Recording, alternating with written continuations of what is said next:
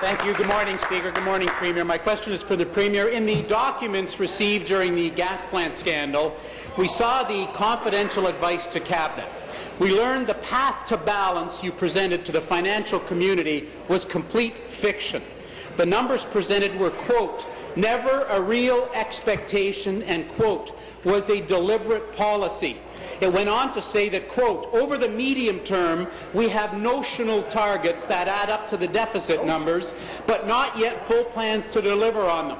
It also divulged, quote, for the extended outlook, neither sector targets nor plans yet exist. Well, Premier, the time of reckoning is fast approaching. Do you have a credible plan to balance, or is it still aspirational? Thank you. Premier. Mr. Speaker, well, I was tempted to say to the member opposite in response to his question about whether we have a credible path to balance, yes, simply yes. However, I will elaborate because I know that the member opposite is very excited to see the budget that will be delivered this week, Mr. Speaker, and that he is leading up to and anticipating that event. So, Mr. Speaker, as the member opposite knows, our commitment to eliminate the deficit by 2017-18 remains in place, Mr. Speaker. We are overachieving on the targets that we have set, Mr. Speaker.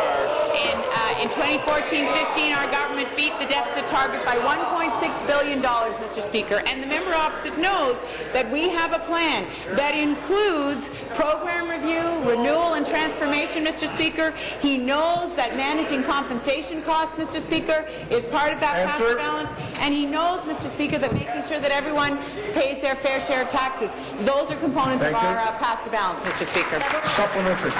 Thank you to the Premier. The once secret documents went on to say, quote, in order to hit the deficit targets, spending growth has to decrease dramatically. But they're not alone, Speaker. Moody's changed their outlook from stable to negative, concerned over your inability to eliminate the deficit. The Chamber of Commerce, in their How Bad Is It report, tells us we're in crisis and becoming increasingly dire. The Auditor General said, quote, Ontario's debt continues to grow faster than the province's economy. This is crowding out other spending, and we can expect another downgrade. Despite all this, you haven't changed a thing. Your numbers are going the wrong way. 9.2 billion grew to 10.5 billion, grew to 10.9 billion.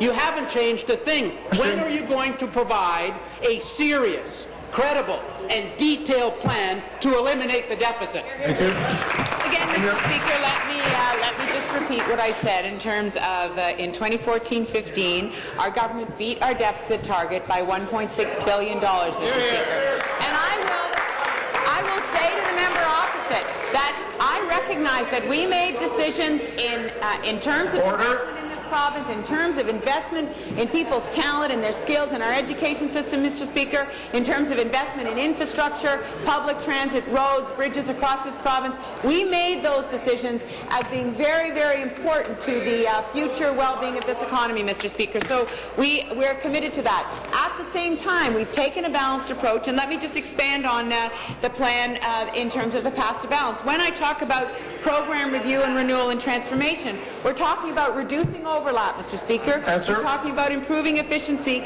When we talk about managing compensation costs, we're committed to zero bargaining, net zero bargaining, Mr. Speaker, and that is a critical part. Thank you. Final supplementary. Mr. Speaker, well, beating your fluffed-up numbers is no achievement, Premier. Over the last couple of weeks, our colleagues have presented you 3 budget asks.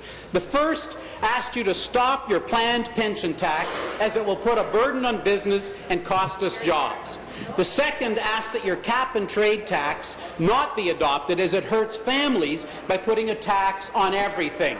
The third asked you to fix home care by reducing the number of agencies patients must deal with on a day-to-day basis. Today, Speaker, we make our 4th ask.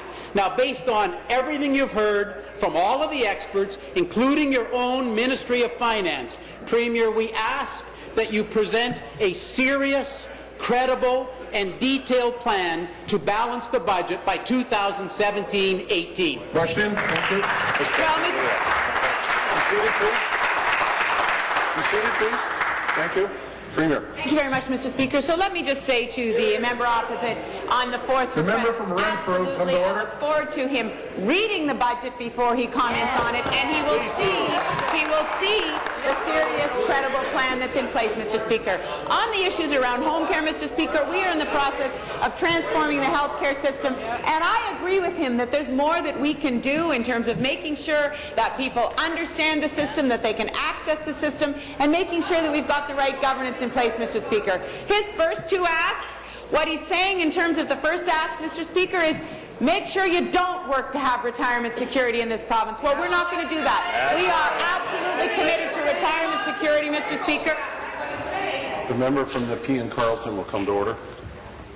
Yes, please. Second ask, Mr. Speaker, is don't fight climate change. Yeah. Don't do your part to fight climate change. Answer. We're not going to acquiesce to that, Mr. Speaker. We are going to fight climate change.